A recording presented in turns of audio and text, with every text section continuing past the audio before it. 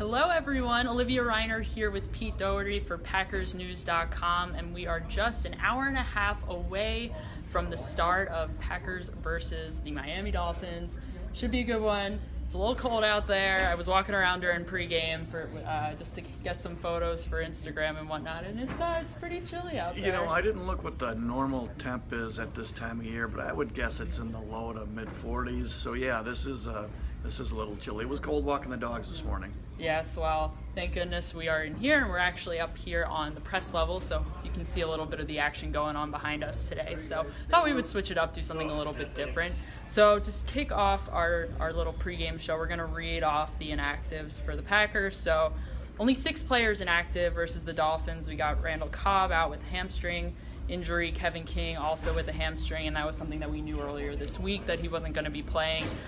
Tim Boyle inactive, Will Redmond, cornerback, inactive. New safety, Ibrahim Campbell, also inactive, and Alex Light is inactive. So what does that mean, before we go into the Dolphins inactives, what does that mean for the Packers, some of these guys that are out? You know, I guess Cobb, we have to say Cobb is the big one. You know, I'm not sure who will play this slot. I think any of those guys can play in there. I think with the way they're using Adams now, they want to move him around, makes him tougher to cover. You put him in the slot, you can't jam him at the line of scrimmage, even though he's great beating the jam. It still makes it harder. If they want to match up and have somebody travel with him, playing him in the slot makes that a little harder. All in all, once we start talking about Miami's inactives, I think that this is a big win for the Packers relative to who Miami's going to be missing. Relatively healthy on the 53-man roster to only have 6 people out. Now for the Dolphins inactives, you've got both starting offensive tackles, Laramie Tunsil, am I pronouncing that? Yeah. And Jawan James are both out. It's really tough to win in this league without both your tackles. The Packers found that out. I think it was like the 02 or 03 season when both Tauscher and Clifton were out at the end of the year. By the time they hit the playoffs, the Packers, they were just out of gas, no chance to win.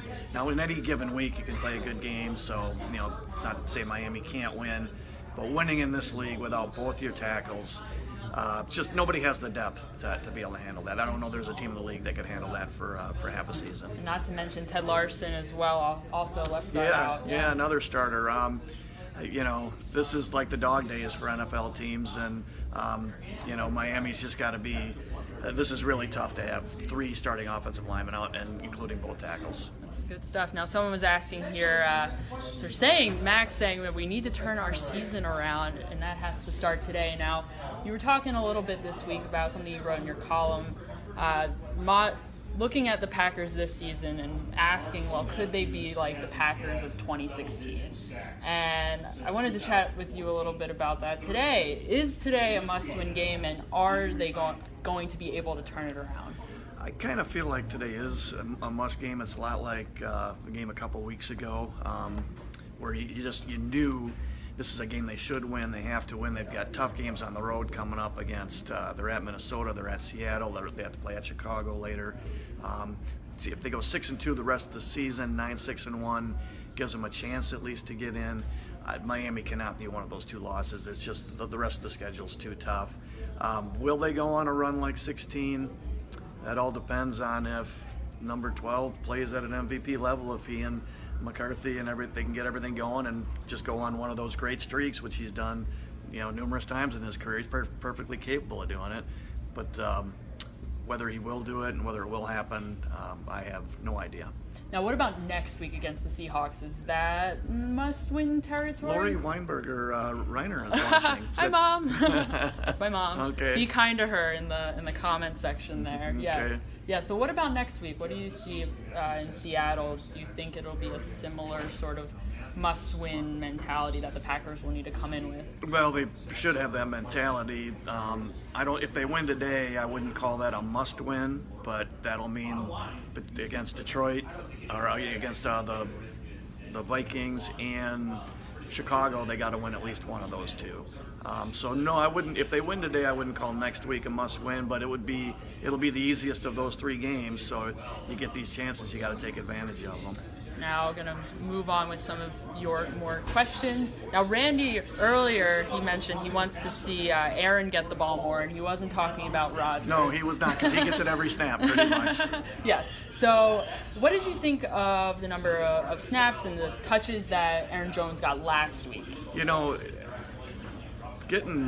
cutting Montgomery could end up being the best thing that happens for this team, because it's going to force McCarthy to play him. Now, last week it was 14 runs, and I think 4 catches, and he should be up around 20, 22 touches. You can't go much higher than that. He's a fragile guy. He's smaller, so they wouldn't want to go higher than that. But, yeah, everybody's wondering that, and they keep saying, I mean, you sit there in the press conferences every week, yeah, we got to run the ball more, and then on Sunday, for whatever reason or reasons, at the end, they usually don't run that much. It's about a third of the snaps. So is today the day? I've said yes for the last 6 weeks, so let's just say yes again and probably be wrong again. No, yeah, it's interesting to see that Ty Montgomery's departure has given opportunities to new guys, some new faces with some new opportunities, including Jamal Williams, who's now the running back in the 2-minute offense. Yeah. How do you think he performed? I know he didn't get a shot at it in the last half of the game versus the Patriots, but he did get a stab at it in the first half. He's fine there.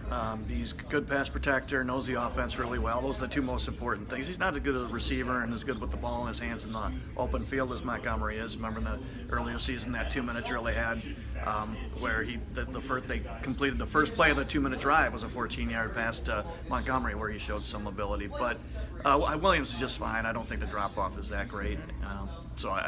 I think he's a good 2-minute player. Eric wants to know, can the D hold this team to under 24 points? What do you think? I guess that maybe the Dolphins would score a single touchdown. So you think so? That might be a little too conservative. Well, I think they could, especially with both tackles out. Now, the Packers were showing when Kevin King plays and he and Alexander play together, they actually cover pretty well. But King's not active today, so the chances aren't as good. I can't remember the score I picked, but in the situation the Dolphins are in now, this is a game where I don't think it's asking too much to hold them to 17 or less. Now, a lot of people have been talking about the Dolphins' run game as being one of their assets. Of course, got veteran Frank Gore in their arsenal there. What do you think the defense will need to do to be able to counteract his talent? Yeah, it's their run defense early in the year was pretty good. So just play the way they did, for the first month of the season, and again, not having the tackles, that's just a huge thing that's going to affect Miami's offense all the way around, not to mention that they're also playing a backup quarterback who, Brock Osweiler, the last time he was here, which was a couple of years ago, did not look like a good NFL quarterback. Now, speaking of the Packers defense, we saw Blake Martinez is active today. Now, he had a pretty brutal-looking ankle injury last week against the Patriots. Are you surprised that he's playing today, considering that they're going into a short week against the Seahawks? I am a little bit. You saw him limp off the field and then come back with you. I thought he was going to be out for a couple of weeks at least. Yeah, no, I thought it was a scary-looking injury. I was surprised that his foot was still attached to his ankle after all was said and done. But he's been walking around on it in the locker room, and not without a little bit of we just got photobombed by Rob Domofsky. We have a special guest. Rob, what do you think about Blake Martinez's ankle? He's coming and he's joining us. Hi. It looks swollen. Like Pete's head. It's coming from a guy with a shrunken head. Oh no, we're getting a little bit. It's getting ugly. A little bit violent out here. But anyway, Blake Martinez is active today, which I would assume means he's starting. Right. I mean, why activate him and not start him? A big valuable part of their defense, and clearly they didn't think that it was worth sitting him in advance of the game against the Seahawks. No, there's no. They got every week it's not quite a playoff game, but it's close. So there's no holding back for later in the year. Mm-hmm. Yes, Natashan says that our receivers are very good. The Packers receivers, they're not our receivers. No, they are not our receivers. The Packers receivers are very good. I mean, Valdez-Scantling is just, he's looking already like a pretty decent NFL player, and that's a hard position. Like, if you're ranking all the positions for the hardest to play as a rookie, First would be quarterback. I think receiver, you could argue, would be second because they have to do so much. It's way more complicated than college. And they have to read the coverages more, and their patterns are based off that. So for a fifth-round pick to be producing this much, that's looking like a pretty good. And even St. Brown has come on the last couple weeks, looking like a pretty decent couple picks there for Brian Gutekunst. Now, with the way that the Patriots were double-teaming Davante Adams last week, maybe we'd expect to see a little bit of that happening this week against the Dolphins, and that's going to force Aaron Rodgers to rely more on his rookie receivers. Do you think they're going to have similar opportunities this week? You would think so. If you're playing the Packers, your game plan has to be take Davante Adams out of the game. Don't let him beat you. Make somebody else do it. Mm-hmm. Now, what are your thoughts on Josh Jones? I just saw someone ask a question. Do you think he's going to get a little bit more playing time now? It sure looks like it. The question is, how well will he play? He's one of their talented guys, one of their most talented. Ran the 4.4 140 a couple of years ago at the Combine. Big 220-pound safety. That's a big guy. But he really had a tough time getting on the field until they recently traded Clinton Dix. You have to think that the desire to get him on the field was one of the reasons behind the Packers feeling okay about trading Clinton Dix. Now, someone who's not going to get an opportunity today is Trevor Davis. Now, he started practicing, but he's not been brought off the IR. I saw Kyle ask if Trevor Davis was going to be a factor today, and he's not playing. No, it does. He couldn't be active this week. I think next week they can activate him. Is that right? So I think there's a chance we could see him returning kicks and punts against Seattle. Mm-hmm. And I would count on Bashaud Breeland returning kicks this week. I spoke to him on Friday, and he was pretty certain that he'd be back in the backfield once again. Jimmy Graham question there.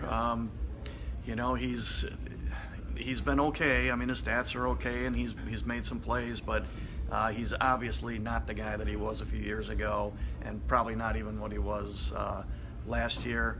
I think like Tony Romo picked the Packers to go to the Super Bowl. One of the reasons before the season started, one of the reasons he cited was he thought Graham would make a huge difference. And while Graham has been okay, he certainly has not made a huge difference so far. Do you think he has potential to make a push throughout the rest of the season as he sort of establishes trust with Aaron Rodgers? Well, there's probably limits to that. It's probably just he's, Father Time, as they say, is unbeaten, and Father Time is starting to catch up with him. Yes, I need some sun. Thank you, Terry. You're not going to get a lot of it here. The sun will be here, but you're not going to want to be outside. I'm in the wrong town. I'm in the wrong state. It's okay. It's fine. I embracing the paleness. Is that a safe thing to say? That is a safe thing to say. Yes. So how else? What was your prediction for this game today? I can't even. I feel like I made it Friday. I feel like it was a week and a half ago. You just move on super quickly. you do. I think it was maybe 28-17, something like that. That still sounds about right to me. So even against the Dolphins, you don't think the Packers can crack 30 points? They haven't I don't think they have for a while. Yeah. It's been a few weeks. No, I don't. I guess I predicted they won't, so no. Unless, there's always a chance to turnover or pick six. Hey, and look, maybe this is the game where all of a sudden they just erupt. These things come out of the blue in this league. So. Mm-hmm. Now, Donald wants to know, will the Packers make the playoffs? Is it too early to make that guess? I wouldn't bet a penny on it either way, because they are capable with Rodgers of going on a 6-2, 7-1 run. But the way they played to date, you wouldn't think they would. DJ wants to know if Nick Perry is going to show up to the game today. Yes, I believe he will be He's suited up. scheduled to be there. He has been really invisible. I mean, you got to think the ankle has been part of that, but that's his history. He's always been hurt, and when he hurts, when he plays hurt, he's generally not nearly as good. Some guys, when they're injured and they play through it, they still play really well. His history has been that his effectiveness goes down a lot when he's injured, and the outside rush has been almost non-existent for most of the season. Mm-hmm. And a lot of the coaches have spoken about it too. And do you think they're giving him a pass because of the injury? Are you surprised? Well, publicly, you know, they generally don't criticize guys. Who knows what's going on behind closed doors? But he has missed some practice, and he's been on the injury report for a couple of weeks. I don't think he was on it this week, though, or at least by the end of the week, I don't think he was. No. A couple more, and then I saw someone mention something about Jair getting a pick six. That this is the week. Talented guy. He does everything. He's got everything you want in a corner, except, you know, if you want to get nitpicky, wish he was a couple inches taller. But aggressive, quick, explosive, plays the ball well. He's really competitive, so he's got everything else. And when, like we said earlier, when he and King play together, this defense gets some stops. I mean, they played a pretty decent game against the Los Angeles Rams, who have the best, maybe the best offense in the game. Mm-hmm. And how do you think not having King out there today is going to impact Alexander? You know, they haven't been traveling with those guys, so it probably won't matter that much as far as, you know, which side of the field he lines up on. But it just means that the Dolphins can find at least one matchup on the outside that they find a little more favorable. Breland, he got his feet wet last week, so maybe he got a lot of the rust off. Let's see how he plays this week. Mm-hmm. Is the weather going to affect J.K. Scott being able to kick well this week, asks Eric. You know, this will be the test for him after playing. Now, he grew up in Colorado, so, you know, he punted in winter-like conditions out there. But he played in college at Alabama, and it's not like it is here down there. That's the real test for punters, for Chicago, for the Packers. How do they do in November, December, and if they're playing in January? Mm-hmm. Amy says congrats on Northwestern. Northwestern had a big win yesterday. No, who did they? I didn't see that. They beat Iowa. They just won the Big Ten West. So if you're a Northwestern fan out there, go Northwestern. Go Cats. So that means they're in the Big Ten championship. They are. Game. They're going to Indianapolis. Okay. Yeah. So I'm big sure, stuff. I'm sure there's a lot of Wisconsin fans out there. Sorry about the loss, but that's okay. One last question. Oh, so I saw someone earlier ask if Marquez is going to have another 100-yard plus day today. And must be somebody who is deciding whether to play him on the fantasy team. Right. I have no idea if he's going to have 100 plus, but there's a decent chance of it. So if he's on your fantasy team, I'd say let it rip, play him. You'd think that he already set his bench though, or who's on the bench. Well, yeah, they would have already had to have done that by noon today, that. So they're still wondering. Yeah, hopefully you did. Hopefully you already did it. All right, guys. Thank you so much for joining us. Pete will not be returning after the game, but Ryan Wood will be, so it'll be the two of us for post-game. Enjoy the game. We will see you very soon.